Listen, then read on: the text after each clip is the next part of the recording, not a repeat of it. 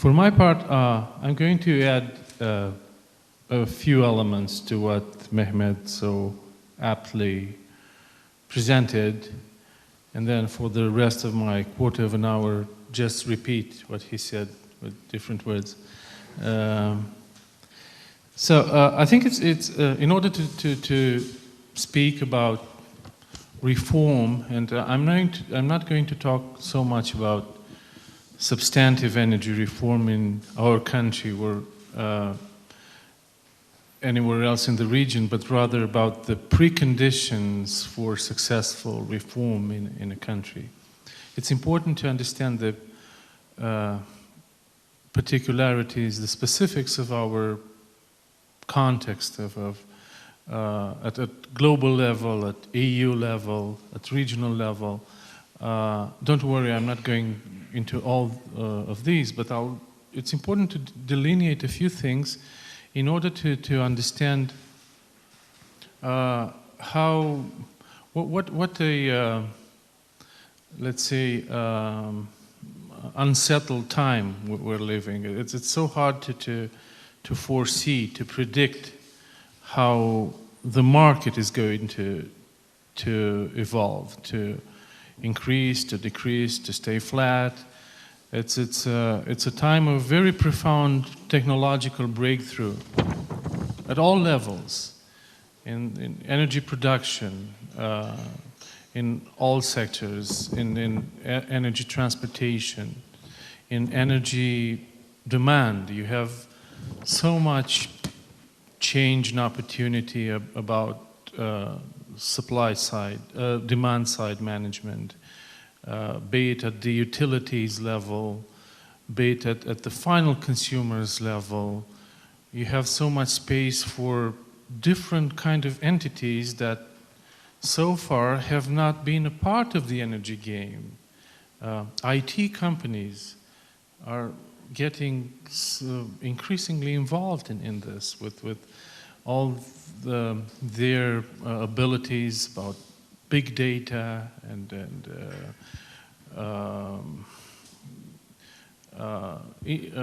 unparalleled computing possibilities and the Internet of Things and all these slogans that have something deeply substantive about them.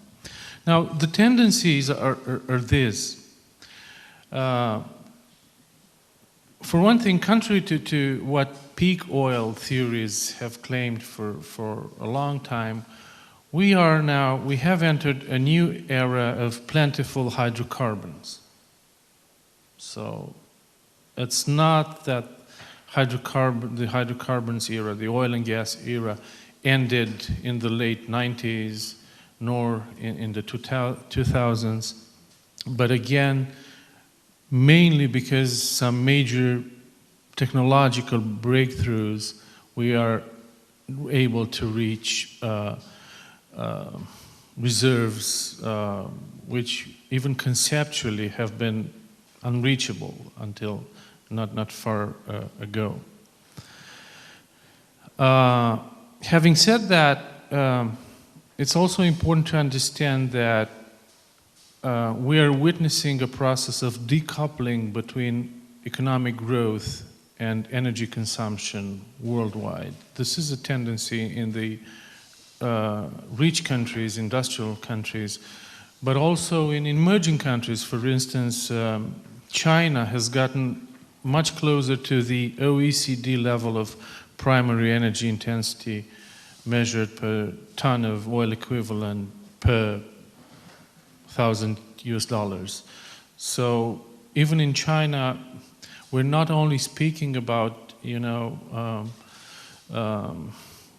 diminishing energy demand, but about because of decreased economic growth, but also because of this decoupling between growth and energy consumption. We are still in a world where most of our energy mix is fossil fuels. Globally, more than 80% of the energy mix is coal, oil, and natural gas. And It's demographic growth in the developing countries and the need for affordable energy for development of such states is likely to slow down the international rate of replacement for fossil fuel. And you were mentioning India. Well, India is a case in point because India stands out presently as the country most committed to further use of coal. They are commissioning a lot of new coal-fueled power plants. It's the highest rate in the world, way beyond China, who are trying to make this transition toward cleaner form of energy. The result is, well, not in a direct causal relationship, but having to do in that global warming is the most pressing global problem. It's a global common. That is a problem that can only be tackled jointly at international level. And the energy sector is by far the largest greenhouse gases emitter in the world. So there is a very pressing need that energy consumption be decarbonized. It's just as well a mentality change. You see increasing social pressure, increasing expectation, and a push to and a pressure on governments, on decision makers, public and corporate, to move towards decarbonization. You have energy companies, energy major responding with strategy for decarbonization. They let's say, bet on natural gas as a replacement for coal.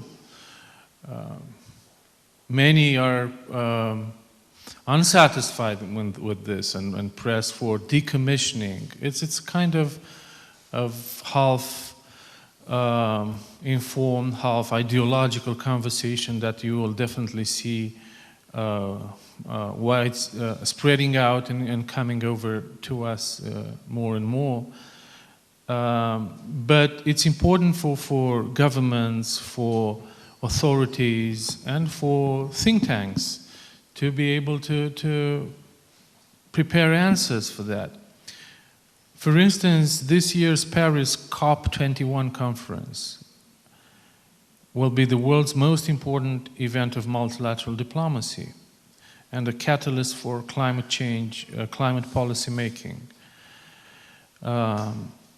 It will, for the first time in over 20 years of UN negotiations, aim to achieve a legally binding and universal agreement on climate, with the aim of keeping global warming below 2 degrees Celsius. So regardless what our assessment and take is about the optimal fuel mix, this is not something you can disregard or neglect or afford to, push aside. It's much better to formulate your own position and to act by means of energy diplomacy accordingly. Finally, we are witnessing a global boom of renewable energy sources, among which the solar sector stands out as the most economically promising due to the massive decrease of costs per kilowatt hour of generating photovoltaic energy. So I'm sure you heard all that.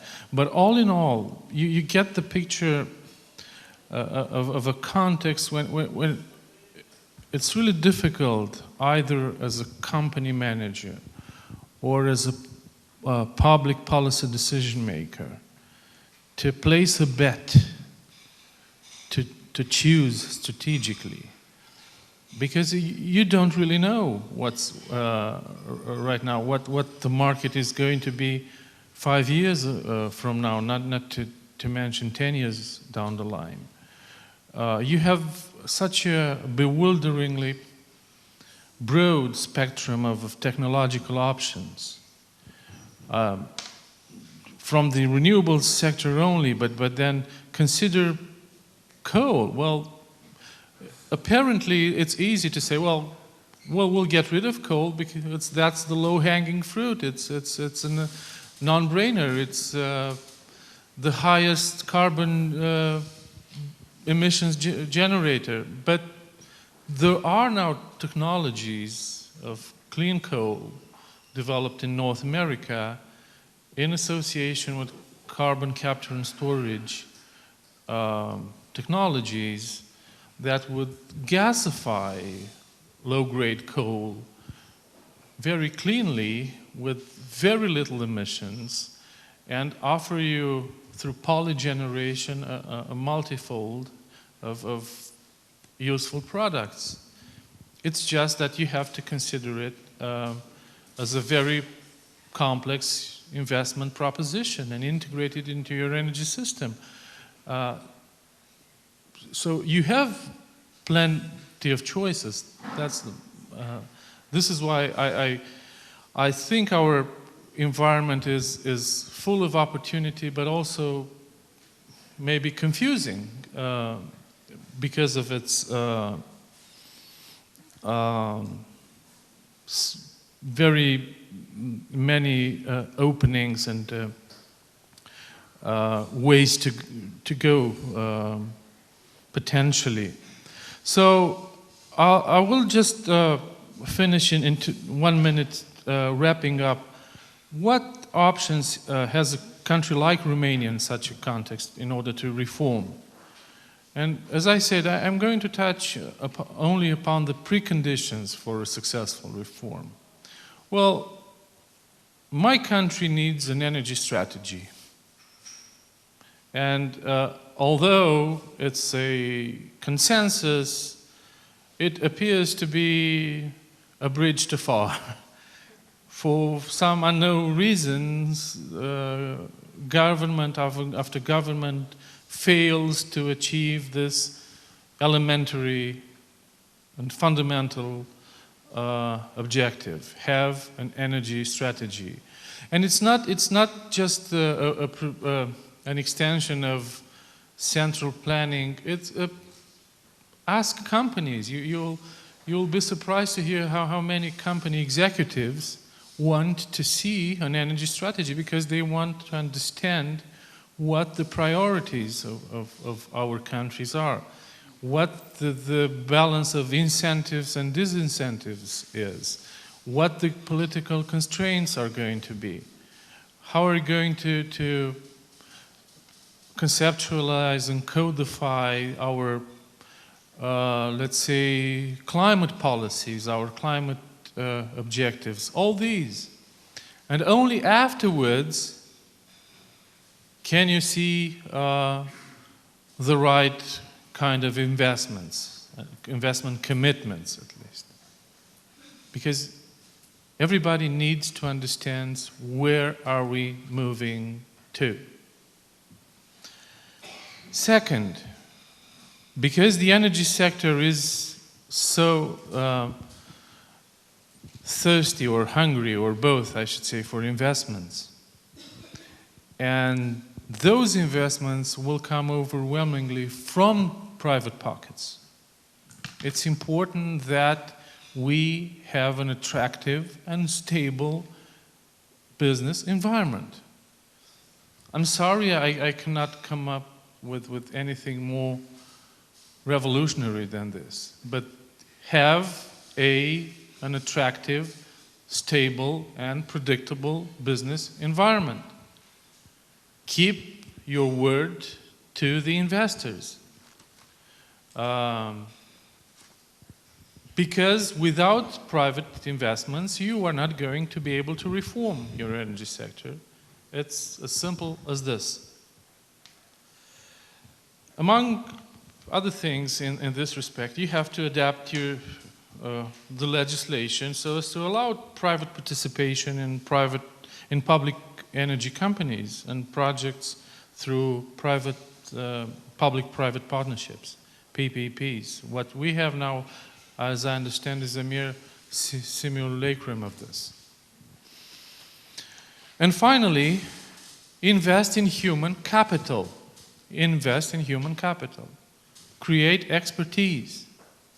This is a sector that, for all its tradition in Romania, has not been at all able to attract the right kind of, and keep the right kind of expertise and competence in the public administration especially. Now, we absolutely need to form a competitive and proud course of specialized functionaries in the Romanian public administration. And I'll stop at these three very banal preconditions. This is what it takes to even start thinking about reforming our country. Thank you.